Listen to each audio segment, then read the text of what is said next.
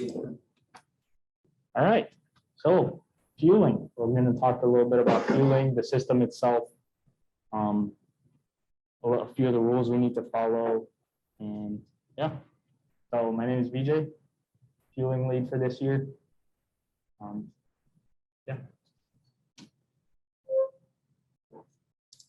So some system basics. Fuel type we run is 93 octane. Our current tank and filler neck volume is 6.5 liters. So that's what's on the car right now. We run a return style fuel system. So the pump is running at 100% speed at all times. We have a Holley hydromat in the tank. We have a Walbro GSL 393 pump. We have a line pressure of 380 kPa, and that's with a fuel lab adjustable pressure regulator. We have a custom fuel regulator that houses our Bosch EV14K injectors that have a flow rate of 252 cc's per minute. So let's look at some specifics. The Walbro GSL 393 is a automotive like replacement fuel pump used in cars. Has a flow rate of 155 liters per hour. It's been used on the team extensively, so that's why we continue to use it. It's familiar and it's shown itself to be reliable through testing. And the Holley hydromat, it's a fuel pickup system that acts as a filter and eliminates the need for baffles. So we'll talk a little more about baffles and what they are. And throughout the system, we run -4 AN lines. So the Holley hydromat. So what are baffles? So in this picture, we have, you see those metal like dividers with a bunch of holes in them. Basically, it reduces fuel slosh. So let's say you're taking a corner, turning left, all the fuel in the tank will want to go to the right. And that if we have like a single pickup point for the fuel pump, it can lead to fuel pressure dropouts, and that's something we do not want because it could lead to low fuel pressure, and then these cylinders are not going to get the fuel that they need. So it could cause catastrophic failure in terms of the engine possibly exploding. So we don't want that to happen, of course. And if you've seen any FSAE videos, you've seen usually their tracks are really cornering heavy. So the car is going left and right rapidly. So how do we don't run baffles because of the hydromat, because the hydromat basically, even though one side can be saturated and it'll continue to pick up fuel constantly. And also baffles is just more weight. We're on a goal to reduce weight as much as possible. So we hopefully not gonna run any baffles. It's through testing last year, we've seen that the hydromat can basically empty the tank through hard driving. So we've basically validated that we don't even need baffles at all. So to give a better representation of what that hydromat actually does, you can actually put on this video real quick. Let me click. It's not gonna let me click.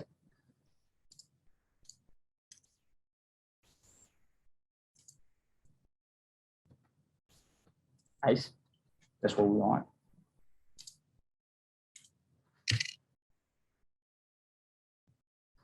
All right, so we're just going to search it up.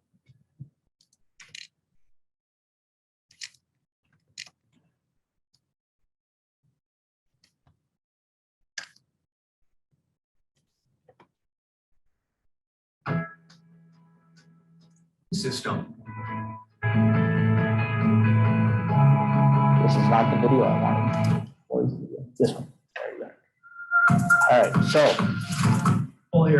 they make multiple different sizes of the hydromat. So the one we run basically fits the bottom width of the tank, and it comes up the sides of the tank a little bit. There's no issues with having it have the sides come up a little because, like I said earlier, it'll pick up fuel at any point it's saturated. So we'll just go straight to. So if you look at the clear tube. Even picking up the mat off the floor of the tank, it still does its job. You can. If you've got return fuel coming in the top, you can actually adjust this around. Take a look at it here. So as you can see, only the bottom edges are being submerged in liquid, in our case, fuel. But you can see in the clear tube that there's no air bubbles forming. In a traditional pickup system without a Holley hydromat, you would be picking up air along with the fuel. And that, of course, causes the fuel pressure dropouts that we are trying to eliminate.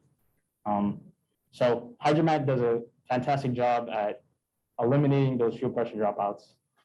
So yeah, go back to this. So we'll talk about fuel choice. So at competition, they provide 3 different fuels: 100 octane, 93 octane, and E85. The compression ratio of our motor is 12.2 to 1. So high compression motors they always need higher octane fuel. This is mainly because we do not want spontaneous combustion. We want it to ignite when we tell the spark plug to spark. So if you look at the 2 right pictures, that's basically what happens. So like if we were to put 87 in our car, this is what would happen. It would either light up from compression, the extreme compression, or from the heat from the piston. And that's not ideal. We want it to ignite what we want it to ignite, of course, because that's when the power is going to come in. So we have the ability to run 100 octane in the 85, but we choose not to, mainly because we are tuned for 93 and we've been only improving our tune over the years.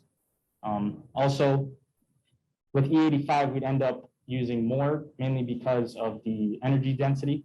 E85 has a lower energy density, which means you would need more fuel overall through endurance and the other events.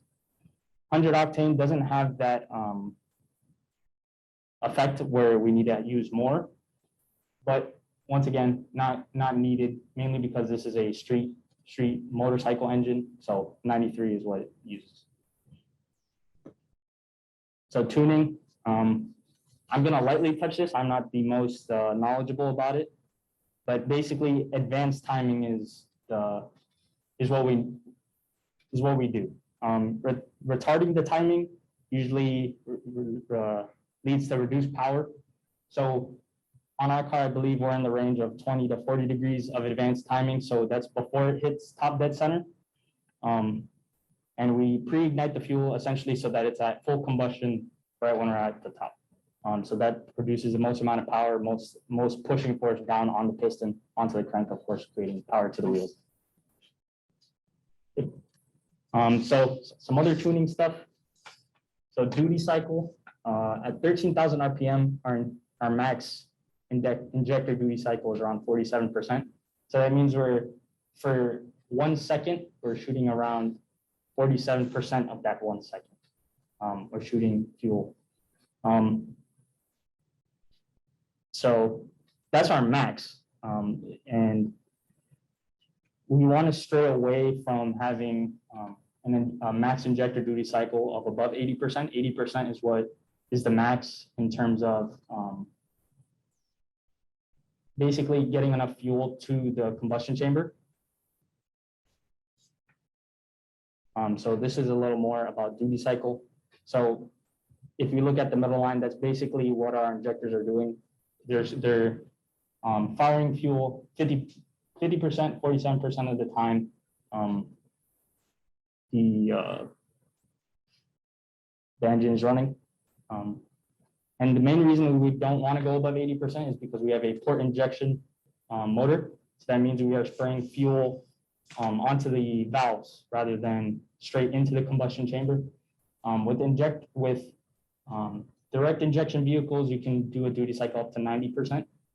But because we do have that time delay and that distance from the combustion chamber, 80% is the industry standard. So short and sweet. Anyone have any questions?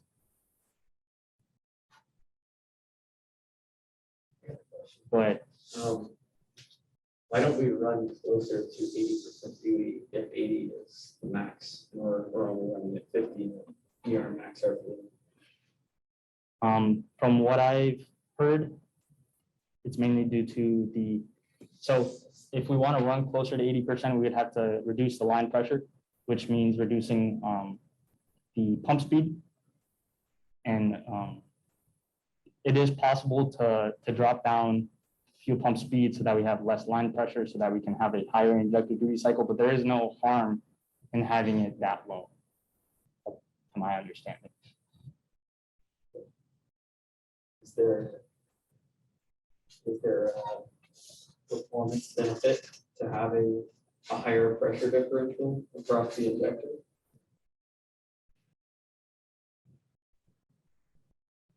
I do not believe there is. I don't think it makes a difference whether we have less pressure, more pressure. Why is the tank the size that it is? So tank sizing is based on endurance at competition. Great question. So this past year at competition F21, we used 4.1 liters of fuel. That was through 21 laps. Actual endurance is 22. So 1 lap short. So we can safely estimate 4.2, 4.3 liters of fuel used. So this past year, it was 6.5 liters. We're going to drop down to 5.5 liters. We're going to reduce our weight that way. Also, it's just, we don't need that much extra fuel, essentially.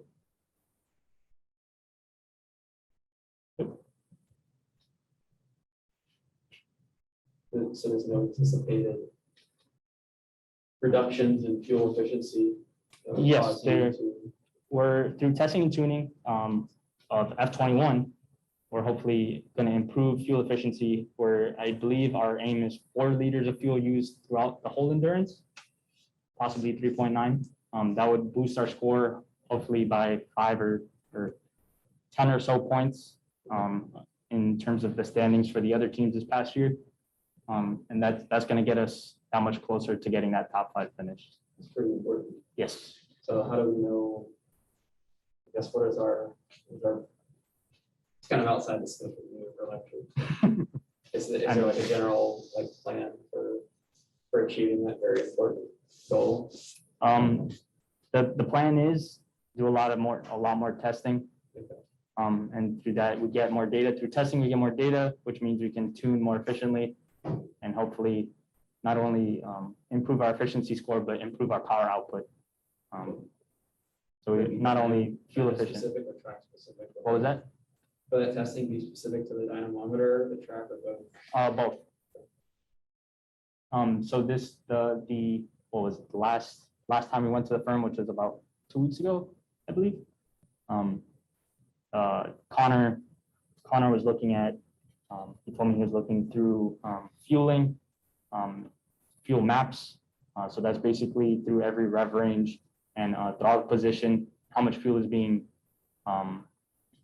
pulsed to the combustion chamber. He was telling me he was looking through that, trying to make small changes so that we boost that efficiency score. Because in my opinion, I believe we're running slightly rich across the whole rev range. What are we running at roughly? Our lambda was, from the data I've looked at, lambda was around 0.97.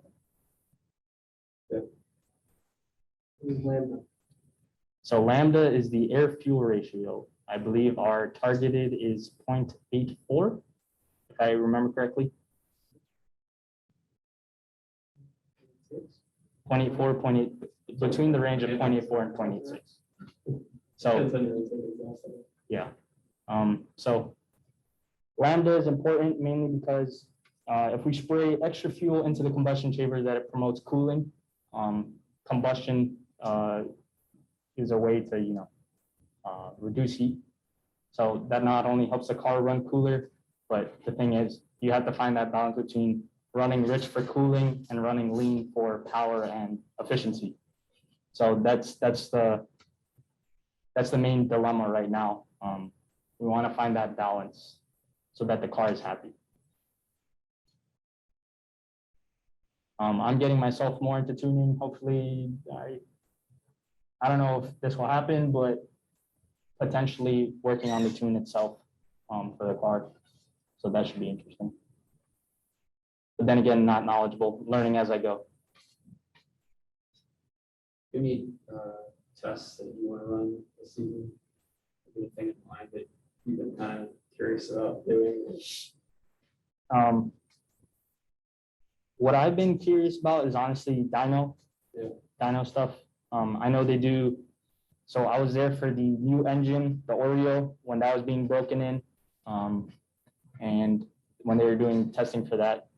So they would do steady state lambda for every 100 RPM, I believe. Or 100 or 1,000. It was one of the two. I may be mixing my numbers.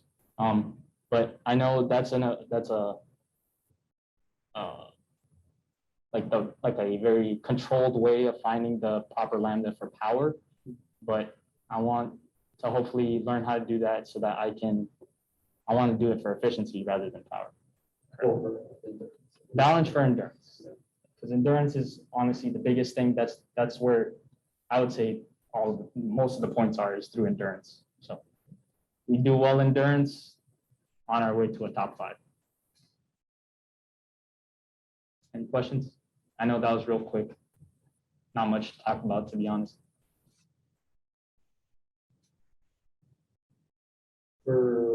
Since you have a returnless system, Yes. and you're not using, or not return, you have a return system. Yes.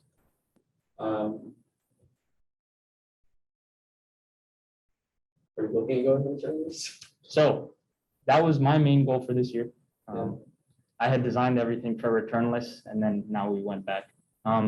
Mainly, the main reason we didn't go returnless, or just for you guys, returnless basically means we have no return line coming from the fuel rail. So the pump speed would be variable, and it would basically, the ECU would command fuel pump speed based on RPM. So as RPM goes up, ramp up the fuel pump speed so that the injectors are getting the fuel that they need. So that reduces weight, mainly because we don't have a return line and a big old bulky regulator. And then also it's a way to improve efficiency. But according to my knowledge, it hasn't been used on the team ever before. So it'd be a whole new venture, essentially.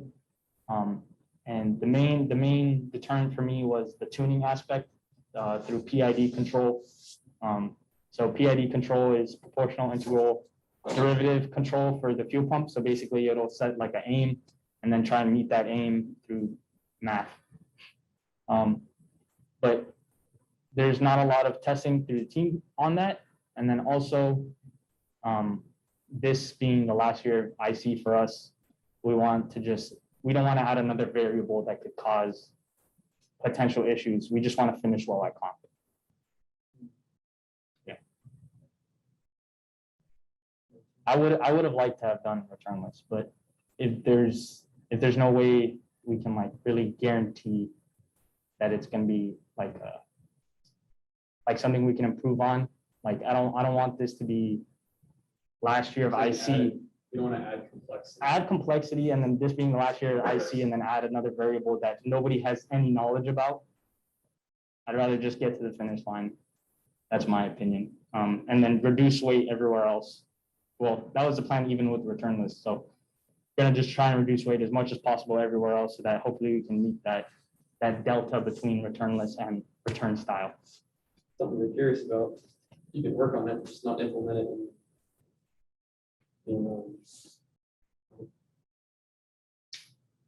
I was actually when it was still hopeful, I wanted to make a test bench for the fuel pump so we could actually see, have like a mock-up fuel rail and injectors and the pump itself.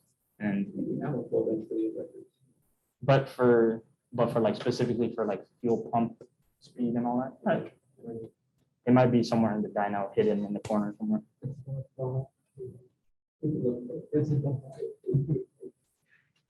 But yeah. Cool. Oh, well, I can talk about plans for this season. We need to extend it. Sure. So, some maintenance things we're gonna do. We're gonna get all of our injectors, the ones on the car, as well as the ones that are replacements, flow tested and cleaned. It's important that our injectors are clean. Honestly, the car can sit months at a time without being used, meaning like how we came back from competition, the car wasn't turned on for a month and a half, 2 months, something like 2 months. So that can gunk up the injectors, leading to not enough fuel getting to combustion chamber and all that. So getting that done. We're working on CAD, almost done with that, hopefully within the week. And I hope to learn how to weld. Jack is learning how to weld. He is a fueling system engineer. So hopefully either one of us can weld the tank for this coming year. And another goal of ours is to actually improve the fuel pump like mounting. This past year, it's a little bit of a pain to get that into the chassis, getting it out of the chassis. Although we don't ever want to take out the tank, it's also important that we have a way to get it out efficiently in case there is a large problem at competition and it is time sensitive. So we're working on improving that as well.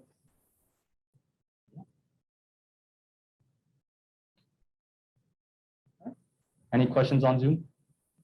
All right. Where does the fuel tank sit in the car? So it's basically right behind the driver's seat back. So it's firewall. There's the ABS. If you're looking at the front of the car, left side is ABS, and on the right side of the ABS is the tank.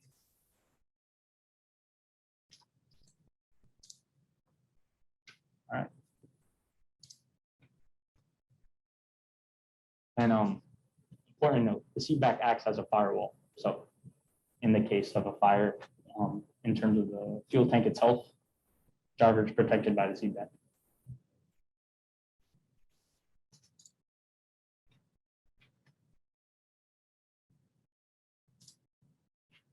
All right. Thank you guys for coming. Oops, that's the wrong button. I think so.